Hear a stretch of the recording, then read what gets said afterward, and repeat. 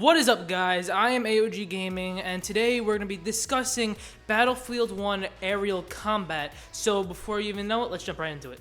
Alright, so joining me today is Altitude Apache and Altitude Agera. You guys should know him from my other videos. So let's talk about our first topic, which is going to be attack planes and bombers with dual-seated aircraft. How effective are basically dual-seated attack jets, helicopters, stuff like that? Even though it's going to be probably not any helicopters, I'm guessing it's World War I. So let's see how effective that's going to be. So, considering the closest thing right now, what we have to a two-seated attack jet or attack helicopter is in Battlefield 4 right now, we have the attack helicopters. So that we can have a gunner and a pilot and whatever. So now in Battlefield 1, it's going to be very important to have the driver and the gunners both on sync, knowing what's going on and what's happening. It's going to be very important for the chemistry between the driver and the gunner. So also, will gameplay be or work as we've seen so far? Because we know it's just the alpha. How much different will the actual game be from what we're seeing right now?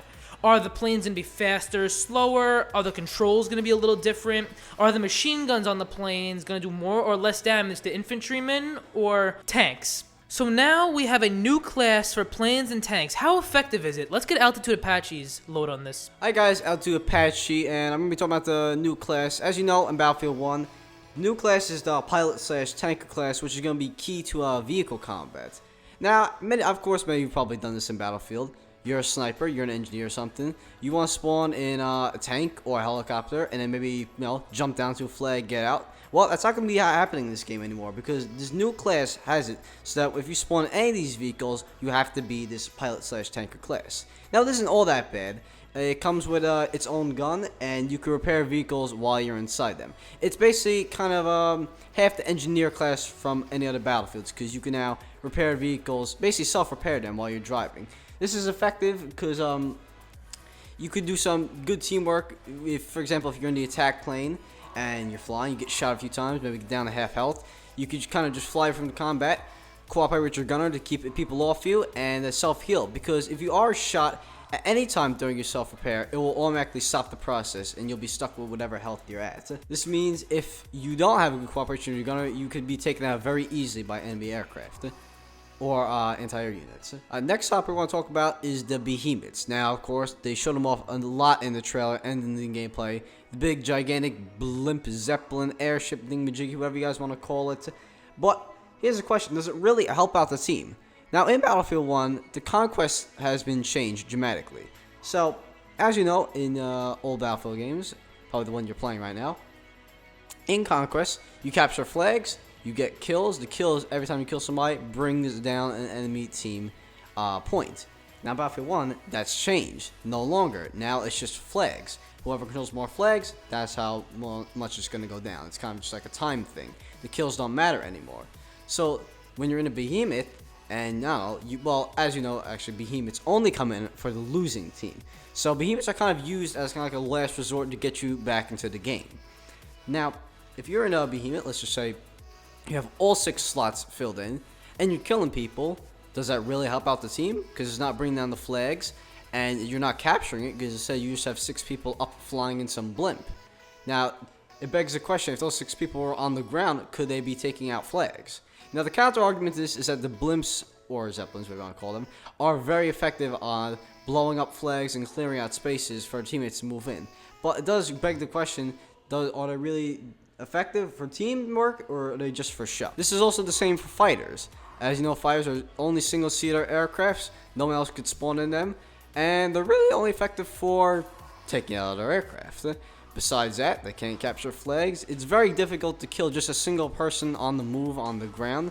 So that also begs the question, are they really helping the team? Our next topic: how similar are the fighter and attack plane to the attack jet and stealth jets of Battlefield 4? What is up, guys? Altitude Agera here, aka Loris.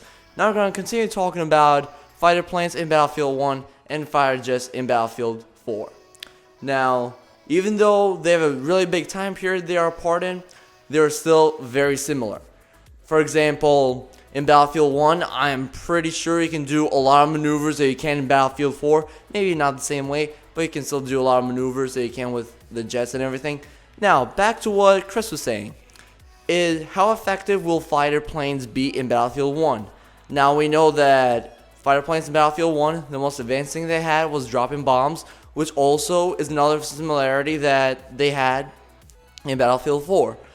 But in Battlefield 4, most of the jets out there have rockets they can shoot out of. And in Battlefield 1, cannot shoot rockets like in Battlefield 4. Now, in Battlefield 1, right, you got machine guns. And by World War 1, almost every single plane had 50 caliber machine guns. Now, will they be able to take out lightly armored vehicles? Definitely. Will they be able to take out troops? Of course.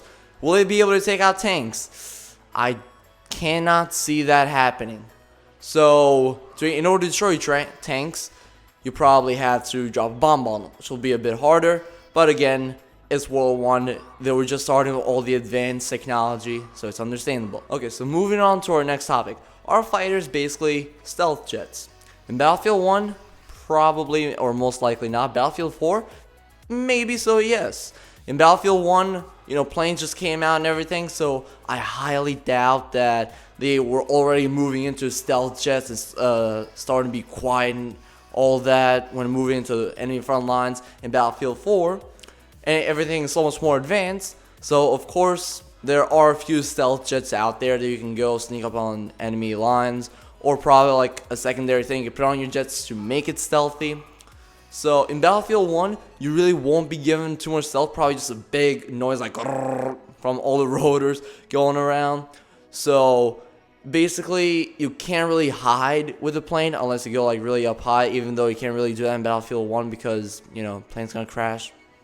But yeah, I really can't see stealth happen in Battlefield 1 as far as aerial combat goes. But in Battlefield 4, definitely you can do stealth combat. Alright guys, thank you for watching this video. I hope you all enjoyed. I hope you gotten some ideas across to your head of what you might be thinking and what you might be expecting from Battlefield 1, even though you only seen the alpha. Hopefully when the new versions come out and we're seeing more changes, hopefully it lives up to everyone's expectations. And on that note, hope you guys enjoyed. I hope you have a good one, and I will see you guys in the next one. You have a good one.